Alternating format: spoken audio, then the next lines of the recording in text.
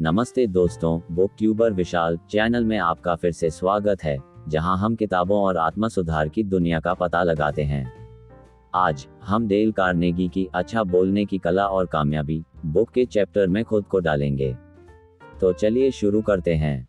Chapter 21, वर्णन के द्वारा प्रभावित करना। वर्णन की कला मुख्य रूप से लेखन की कला के समान होती है। उत्तम विचारों का क्रम इस कला का मुख्य सिद्धांत होता है। इसके अंतर्गत एक तथ्य को दूसरे तथ्य से प्रमाणित किया जाता है।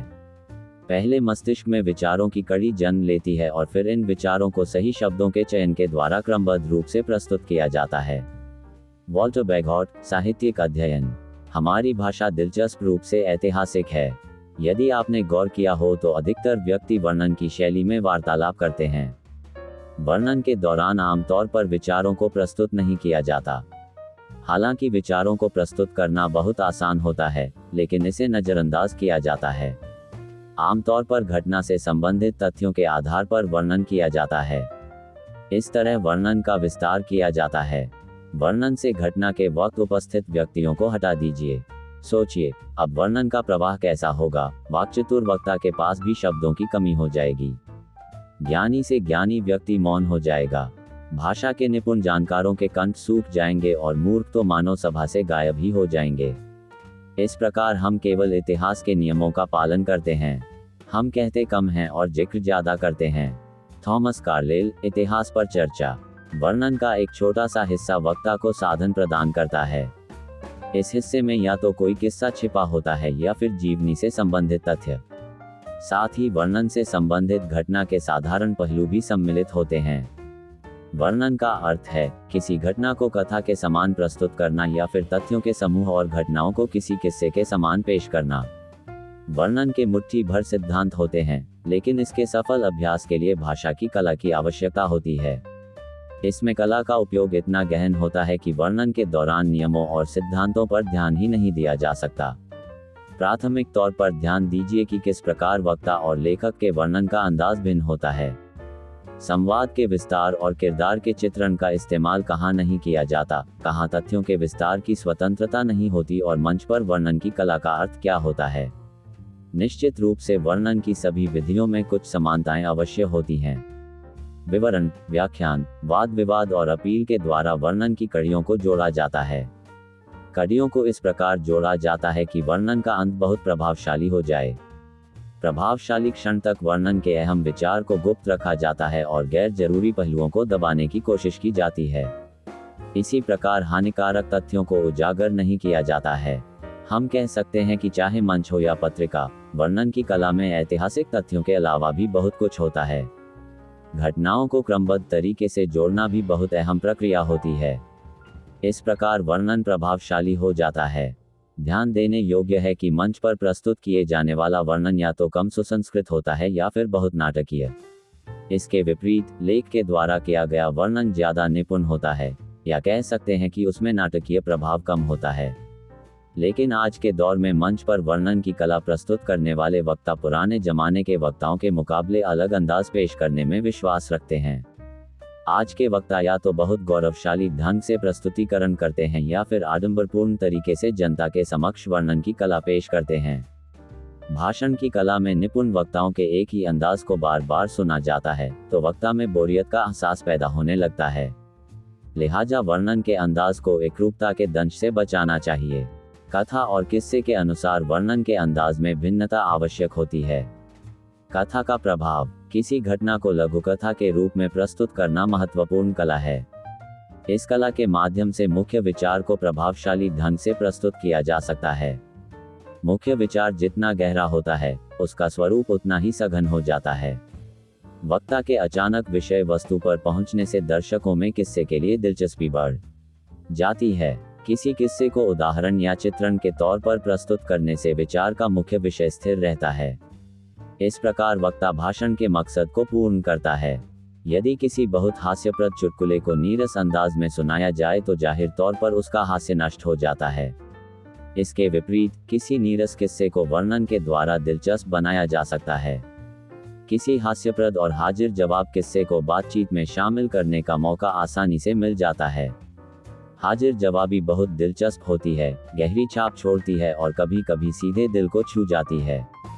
हास्य का स्वभाव शालीन होता है, इससे कभी चोट नहीं पहुंचती। दो विचारों के बीच संबंधों के रहस्य को जानने से हास्य का जन्म होता है। हास्य वस्तुओं के बीच सामान्य संबंधों से ऊपर होता है। हास्य का किसी से मेल नहीं किया जा सकता, यह असंगत होता है। हाजिर जवाबी के माध्यम से डगलस जेरॉर्ड ने क्रोध से भरे उस अजनबी को कड़ा जवाब दिया था, जिसके कंधे पर डगलस ने जान पहचान का व्यक्ति होने का बहाना कर थाप मारी थी। कृपया मुझे माफ कीजिए, मुझे लगा कि मैं आपको जानता हूं, लेकिन अफसोस कि मैंने गलत अंदाजा लगाया। जे बर्गेसन-वीन। इस उदाहरण के जरिए कथा के महत्व का पहला और सामान्य रूप प्रस्तुत किया गया है। वाक्य में मौजूद तीखेपन को दर्शाने की कोशिश की गई है। इसके अलावा साधारण तौर पर पारंपरिक तरीके से भी हाजिर जवाबी का प्रदर्शन किया जा सकता है। जॉर्जेट की पसंदीदा हास्यप्रद घटना कुछ इस प्रकार है। रेल के एक डिब्बे में गंभीर दिखने वाले दो भद्र पुरुष एक साथ बैठे थे। एक भद्र पुरुष ने दूसरे से कहा, क्या इन गर्मियों के मौसम में आपकी पत्नी मनोरंजन के मूड में है? तब दूसरे भद्र पुरुष ने जवाब दिया, कुछ खास मूड में नहीं है। कुछ किस्सों के जरिए वक्ता दर्शकों तक एक निश्चित सत्य पहुंचाने की कोशिश करता है। इन किस्सों के जरिए दर्शक किस्से के हर पहलू की किसी न किसी चीज से तुलना करते हैं। अपने एक महान संबोधन द न्यू साउथ में हेनरी डब्ल्यू ग्रैडी ने कुछ इसी प्रकार कथा का वर्णन किया था। उम्र, शक्ति और विशेषताओं के आधार पर कुशलता प्रदान नहीं करती और न ही हर नई कुशलता का तिरस्कार करती है। जूते बनाने वाले कारीगर की दुकान पर जॉन स्मिथ, स्थापना 1970 के बोर्ड के मुकाबले एक नवयुवक ने सामने वाली दुकान पर बिल जॉन्स, स्थापना 1986, यहाँ केवल ताज़ा सामान मिलता है, बोर्ड लगाकर चुनौती खड़ी कर दी। नई दुकान की ओर लोगों का आकर्षण ज्यादा देखने को मिला। द न्यू साउथ के दोनों किस्सों में ग्रैडी ने वर्णन के प्रयोग के दो प्रभावशाली तरीकों का इस्तेमाल किया। दोनों किस्सों में विचार को भिन्न रूप से दर्शाया गया। पहले विचार को किस्से की शुरुआत में प्रस्तुत किया गया, जबकि दूसरे विचार को किस्सा दोहराने के बाद वक्ता ने शब्द की उत्पत्ति के भाव को अलग अलग तरीके से पेश किया। खास है कि भाव में बदलाव के बावजूद किस्से में मौजूद हास्य लगातार बना रहा। आज की रात आपके द्वारा दिए गए सम्मान की मैं सराहना करता हूँ। मैं इस भद्र व्यवहार की चर्चा कुलीन परिवारों के बीच जरूर करूंगा। मैं इस बात को लेकर चिंतित नहीं हूं कि मैं किन लोगों के बीच से आया हूं। आपको उस व्यक्ति के बारे में जानकारी है जिसे उसकी पत्नी ने दूध के बर्तन के साथ पड़ोसी के घर जाने को कहा। वह पड़ोसी के दरवाजे के पास पहुंचकर अचानक फिसल गया। वह कुछ इस तरह से गिरा कि सीधा नीचे पहुंच गया। उसने संभलते हुए अपनी पत्नी की आवाज सुनी, जॉन, क्या बर्तन गिरा दिया है? जॉन ने कहा, नहीं, बर्तन नहीं गिरा है। लेकिन बर्तन नहीं गिरा होता तो टन की आवाज भी नहीं होती। जाहिर है, पीछे से पुकार लगाते वक्त तुमने साहस के लिए नहीं तो शायद प्रोत्साहन देने की कोशिश की थी। मैंने तुम्हारी आवाज में नम्रता महसूस की थी। मैं गुजारिश करता हूं कि मेरी बात समझने के लिए अमेरिकी निष्पक्षता और स्पष्टवादिता का उपयोग जरूर करोगे।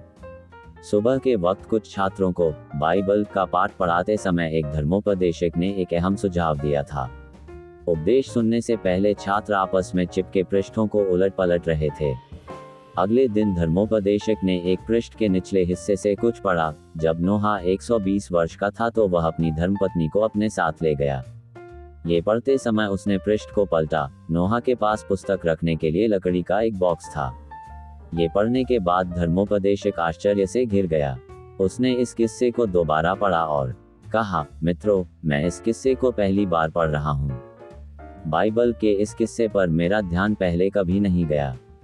यदि मैंने इसके भाव का सही प्रस्तुतिकरण किया है, यदि मैं इस किस्से में मौजूद निर्भीक एवं आश्चर्यजनक भाव को समझाने में सफल रहा हूं और यदि आप लोग इस निर्भीकता को अपने भीतर ढालने में सफल हुए हैं तो ही मैं धर्मोपदेश के पवित्र कार्य को जारी रखूंगा, अन्यथा मुझे ये कार्य किसी और को समर्पित करना होगा।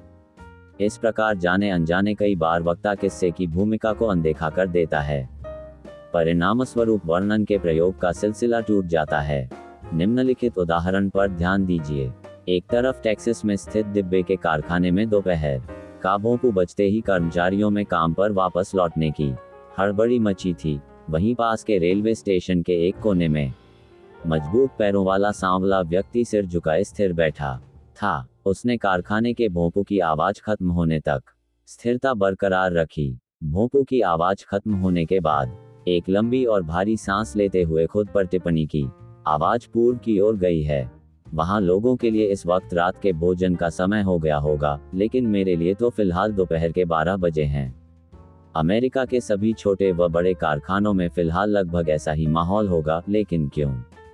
निस्संदेह किस्से कहानी सुनाने की कला का ज्यादातर इस्तेमाल मंच पर ही होता है।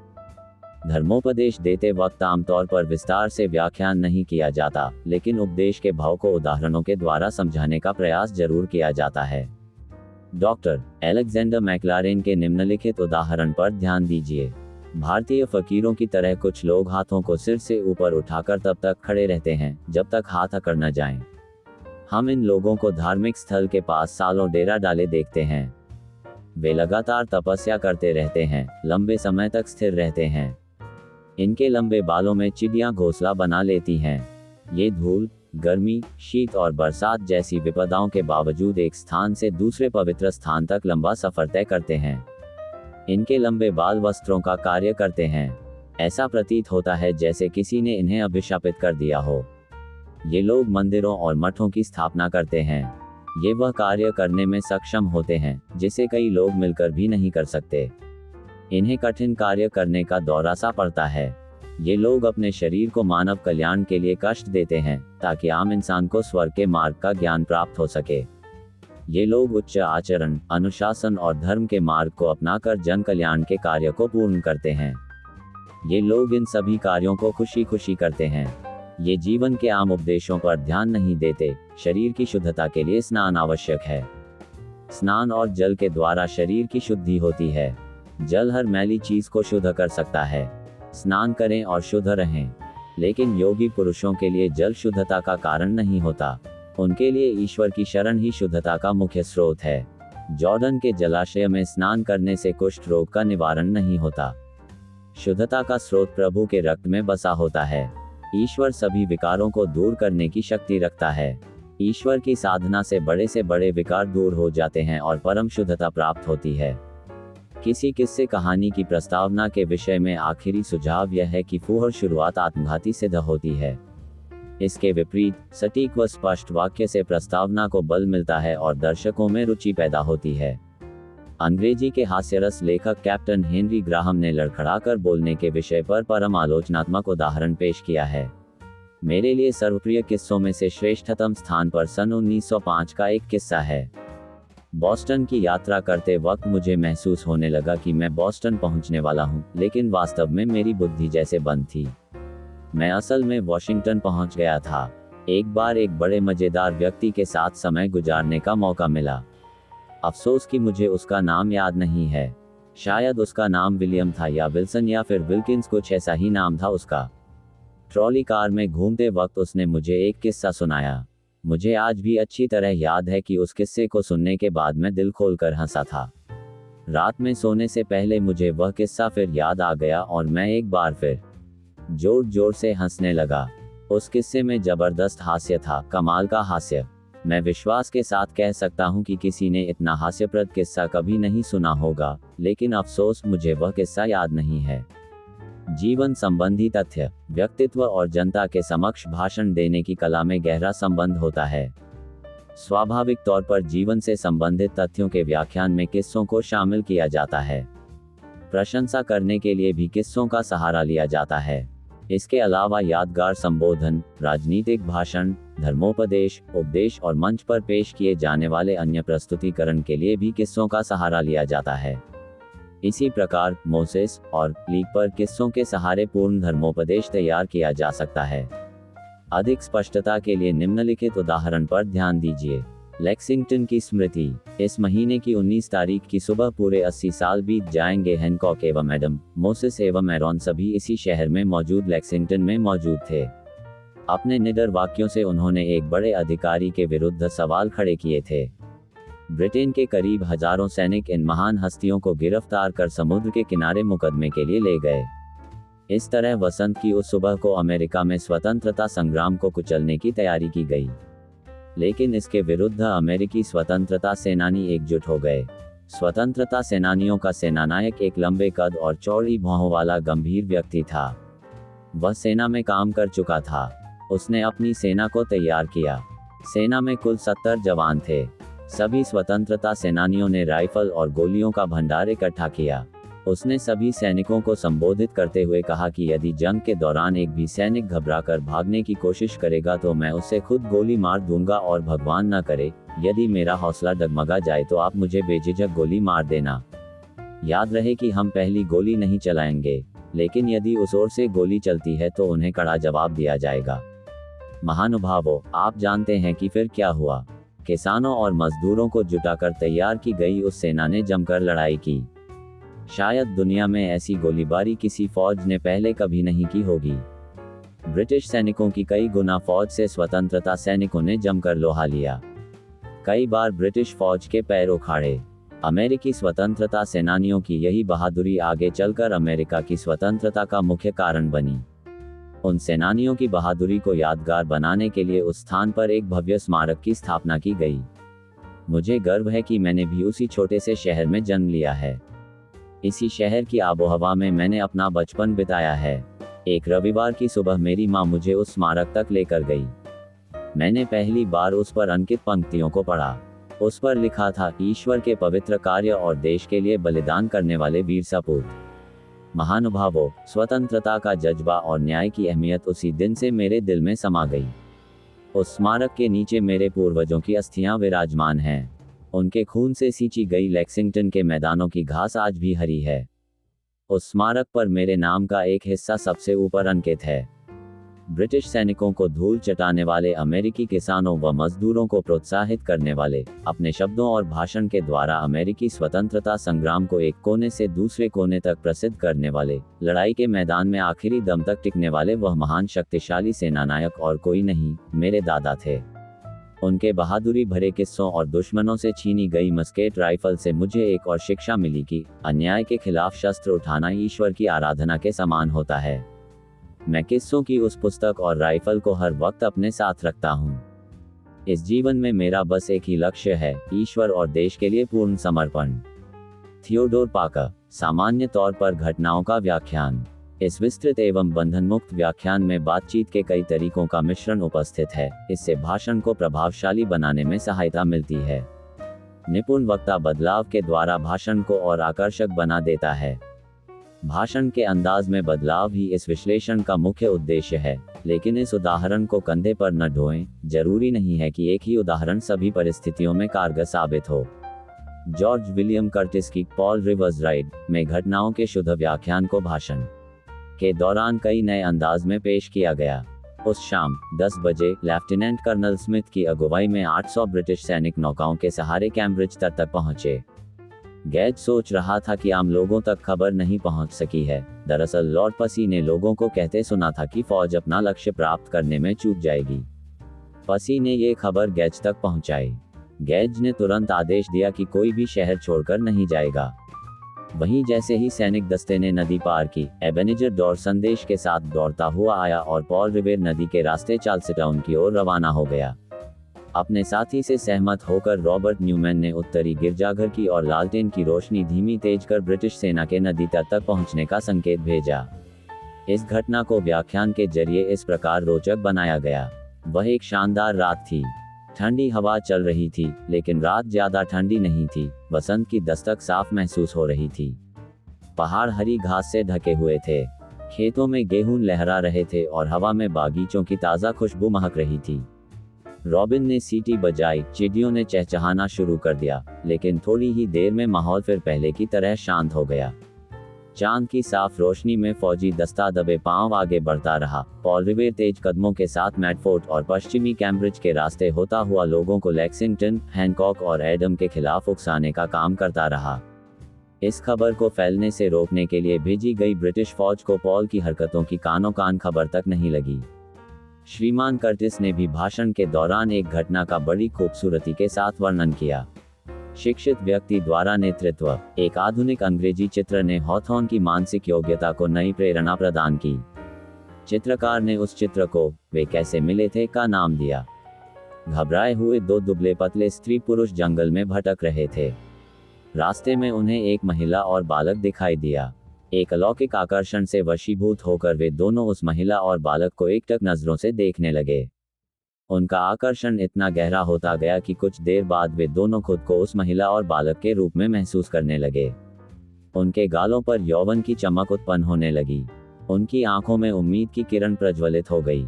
उनके कदम विश्वास से भर गए और उनके चेहरे पर प्रसन्नता का भाव स्पष्ट दिखाई देने लगा। उन्हें ऐसा प्रतीत होने लगा कि आज उनकी मुलाकात खुद से हुई है। इस प्रसिद्ध चित्रण के अलावा कई और स्थानों पर ऐसे कई सत्कार योग्य परंपराओं का चित्रण किया गया है। रोजर विलियम्स की शांत सीकोंड घाटी में निश्चिंतता के साथ अंडे सेती चिड़ियों से संबंधित चित्रण भी कुछ इसी प्रकार है। एक ऐतिहासिक नदी में अब्राहम व्हिप्पल का दबी हुई आवाज में पतवार चलाना, यहाँ जीवित लोगों के शहर में चहल पहल, वहाँ शहर की शांति में छुपा मौत का सन्नाटा। आमतौर पर व्यक्ति स्वयं ऐसे स्थानों पर नहीं जाता, लेकिन ऐसे स्थानों की परिस्थितियों को महसूस जरूर करता है। महाविद्यालय की खिड़की से झांकते मछुआरे के प्रसन्नचित चेहरे में निश्चित रूप से पाठक को स्वयं के चेहरे की झलक महसूस होती है। पहाड़ों पर घने पेड़ों के नीचे आप खुद को टहलता हुआ महसूस करते हैं, उम्मीदों और सपनों से लबालब, आत्मचेतना से लबरेज और अपने भीतर यौवन महसूस करते हुए। इस प्रसिद्ध मंदिर में, जिसमें वाक्पटुता के आवेश का एहसास कभी भी इतना प्रखर नहीं था, ये वह यौवन नहीं है जब इन गलियारों में हसीन कन्याओं से धीमी आवाज में फुसफुसाया करते थे। यह आपके यौवन का वो समय है जो अब नहीं बचा है। ये वह समय नहीं है जब इन हसीनाओं के बारे में माँ और दादी से बातें किया करते थे। George William Curtis. अपने समय का सबसे अच्छा इस्तेमाल करें। कुकू FM एप्लीकेशन पर अनगिनत ऑडियो बुक्स, दिलचस्प कहानियाँ और अधिक का आनंद लें। प्रीमियम सब्सक्रिप्शन पर एक्सक्लूसिव 50% छूट प्राप्त करने के लिए कोड FMRMT85 का उपयोग करें। आपको कुकू FM प्रीमियम लेने के लिए लिंक मैंने वीडियो के डिस्क्रिप्शन में दिया है। डेल कार्नेगी द्वारा लिखित अच्छा बोलने की कला और कामयाबी बुक का चैप्टर पर आज के वीडियो के लिए बस इतना ही। यदि आपको ये जानकारी मूल्यवान लगी है तो अधिक जानकारीपूर्ण सामग्री के लिए बुक ट्यूबर विशाल को लाइक, शेयर और सब्सक्राइब करना न भूलें। अगली बार तक पढ़ने और अपने संचार कौशल में सुधार करने का आनंद लें। धन्यवाद।